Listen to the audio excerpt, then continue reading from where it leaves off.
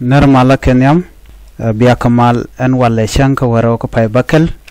ron kina dangro wide jan dangro wide dich tukon ke update mede kon lingwaseme ana biya kamal kan waro online tv channel en la ban lingwaseme kwi ko ren chitogan wale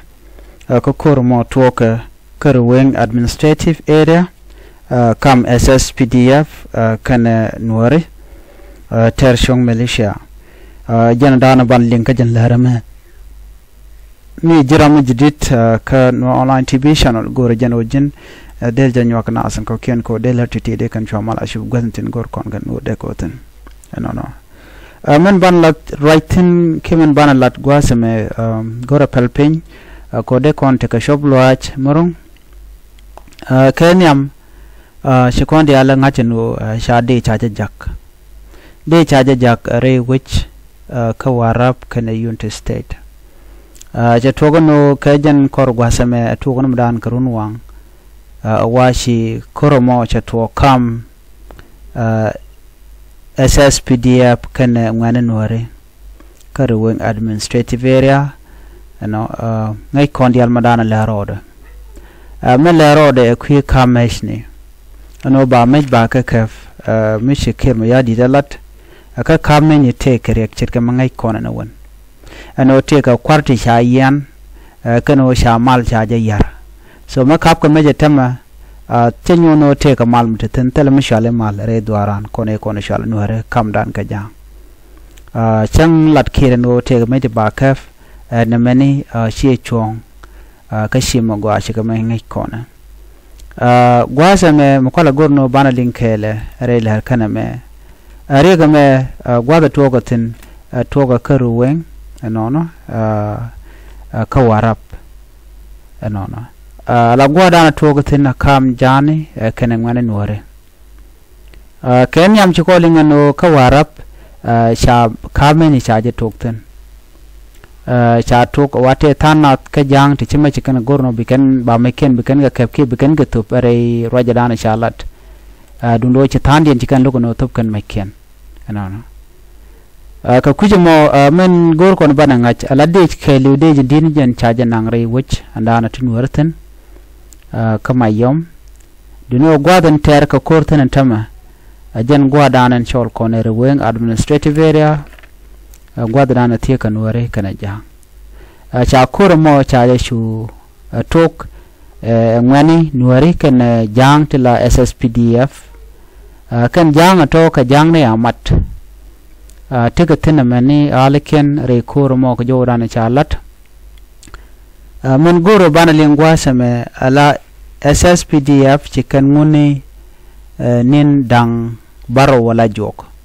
nin dang baro de to tin cha tup tin cha kam nuare ka mayom kanti kana tin cha kam ji warab state wo mu we kana shikan ma chikan ngun ka kan nin dang baro to wa ba kur ba chu tok ka target da nuare ba target shanga ni re ler ka mulat kon men tamano te kor mu je tok karwe administrative area kam nuare kana jang no ngode mi bakula woni am bacca tok no ne tin content cha me ken ka wala ka shala wa ka jang tin ka warap no chikan me chikan ga tup kama je toni kama ne tin content cha ja ne ken am SSPDF dore chikan ja ka toni sos ka jodana shalat ka je so ikan yu gorno okay misha me jati cha ka win mean that the community bekan mai dialten gorten tetin ba bekan ko ngun lametin kon cha to but kelo de molode chine ti la netin kon cha mai lugo no tup ke no chikaro watch allo antame le ko no mishin ndang baro mishika tok abu ko me ke mayadit baren yal baga chu jagalo be chu nyinkana ban ngada je gwan go shika jangaten content ba target ke jen murai kon ko kwidema nere content pa target kanware okay go gor kona ban reality ban jalan mala to bu kon la nete ba target kanware shiga jang no ko ngai kone gwanu jang ladien o ban wer ba target gen system nan let kene ke tactical let kene no shi kon be surprise but kon korga kana won chere kore dan shi kon ngaj meje to ga ne me cha abenam cha ja mak ngwan nuare ka cha bian am chwa ja dak ne shi kon dial ne medan man tam murai kone en wudu shala me kil ma yadi ko tar gan nuare so mo no ye lubbu ko bi chu tok chi ma cha togan wala so ko mo cha da kapten kam SSPDF kana kum kim kana kum mala dum nuare la nuare wayami ka jo mishalat gwas me washa dini SSPDF cha ka jak ne ka Unity State ko rana ka Unity State ala dini SSPDF lo ka nyin ka nuare ka nyok cha dini ko kin krewe ka waraba cha jagan wini mi bo ka ruwen administrative area ko bi go nyin bo ka nuare ajandan le roda tama so mutwok wo ba nuare ba lwang dien ke bom dien ba jo woj jan ta danan titina tama kan din tin cha jagan winimi cha ga jagwa mani din kontila tet so combination of forces contain kona ya cha jak ne din content kwa nuare kwa kala mak man bi ngai gwa de me mi cha we SSPDF konti jagu je no tika jora mene ne kentana hali kan jang ta hali ken tegeten okay ta hali ken tegeten ko ga ne de kona nanka rudi andial shiga ne iti la de ne ngona hali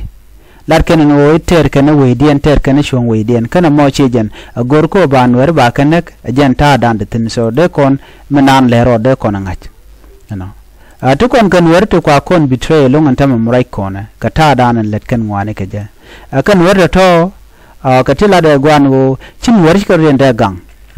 nwere mu mi sha ma sha ka to nwere mu ku yen fai ba ke je nwere shwa nyin ke kuma mukula nang ni nuar painken adu ko dinde ga kula loska jama kara la jalos ka gwada danan ci rodo ya lekan go rama me bejelo so rama be jukula lobba an wo ba men nuar ba ka ke tam she tam ko de me nuar de kap ka ja mai ko me jit to ka 2013 me to ka nuar ya ganak enyok me jang na ko bu kor bara kap chonga do be danan ci da ma char chamal che ja tan ga ja kana wuri shal ka kira anta mu kan lo cha da ma char chaje yen awu akir ka jana bikir ba nyoga jien ke de wen waru ma ken wa ka kap mu gu yena awu there's another situation mu bitwo mi ban wer ba ga nyoga mana keje ba chan wer cha ga de na kan tama tikan kamach ko de kan de ka kai the only way bikan lelo de kan wer kap ko bom in the name of boy te ka malbe ke state of emergency lat ke kirma yadit ana wo ba maj ba ka kep ko nuare bokul to do ba nuare ba ka dismantle ke je bana me ko ke je nuare ko ni tere ke jubatin la kwar no there's something behind there dia je sha state men sha me ke kirma yadit sha jeling me jogo wure shalga tabana kana lol garkot kini re content lan nuare ta ka pada kiren wo yene kan yen on wadun kan yen alat on wa ko ngulu demo on wa go jin bune go bukan nak ba ko lat ka party dun kirma yadit mimo poche long mudi ne ku konak ba ji kule ni jakir na me too much beja so den wade ka de kan charten anyok te ka tana de la de gwan wona ne anon wari chicken rodi ande gang ishwa nwari chwa jaga jalu nwari wa mangni ka dore ken jinu ba kwa bu kanata doro de rega wala ci de ga en wadi ndi jeno che jang cha ko ma gwa dan tigatin ken wadi ndi jeno che tat cha ko ma yen were content quick ngak terajo in wercho de gang ku yen ngagalong madi yen charjo na kan were meni yen should ku right now most of you ngai ne right now so ba kan ngach ala kura me matoga situation me chibitin man ngwa de jor bun were biga le ni nyoka me biga try biga woniam chwa gwinje no jan the end of the world ntama kan were di altinte pinwara but ko ba ye remember gwasha bene abi ngaje no me shila de minja no one kon wer ci ko ro dana guje no ram ci mu je la de chaje borom ba je pel but right now is not the right time bi gwan te ko kon wal bi gwan liya we should choose amandian gwa no den wada tek kami ram lung wer mu go den wada kanak amu mu de kon lel ma gor je no ban ro dar yalika and future wer no ba woniam betong ne ka kon mu ci go to go no shitte ram der ka ting wer ram ci de ga ting wer ba din ngaje no nga ma shoda bajarom amena kargan ke munar ngajeno gare no rishi kan dia liu lora bang gan wer liu tama ke bro lele no temro dien men leli shunkel ka jang ma kon chiko kon animals ka kon ati kenete ko ken we deserve to live better life duno shirande binduelu beji bitogra doru eji kwale ejila deje kashurit na majatin mi chaji twinyarana tema ano ngeje jelele je ngeje da te chiga kaje ma ko janta da na tuok mugu yana no malat ken wari ka rodian da gang mana mone ya kai kai chin wari kan de liulo rabang kan ter chong malaysia ren tere wiki unto state kama yom chede kan chikaren gang wa goreke ne de nake karenial shane no gona kon dia cha konak this should be the time medene je en kan all the thinking kon lada kon nwer wew nwari yonen content ga yo ko nwari chana char woniam